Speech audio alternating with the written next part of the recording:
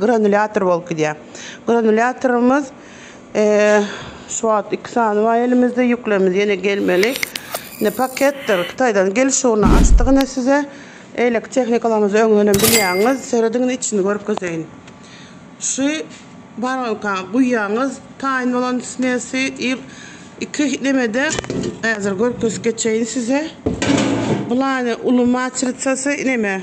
Onu kolkyjanna seredin. İçine de seredin, içinde de iri göz bir matritsası var. Yine seredin. Görünendir. Bakalari TikTok kanalımızda şu aytışım yani Türk numara var. Şonu imodan ya da WhatsApp'tan yazıp bakalari birim videolarda koyup geçeceğiz. Baka üçün Türkmen numaralara can edip durman gayret edin.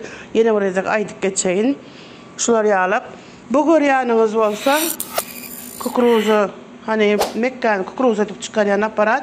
Kän soradığınız bu da zakaz geldi buna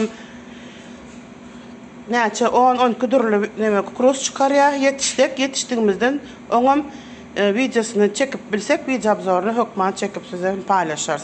Bakalari TikTok'da koyup geçeceğindir. Videolarımız sonunu çeni görmeyi başlarsanız bakalarından eşitip haberdar bolup bilýäňiz.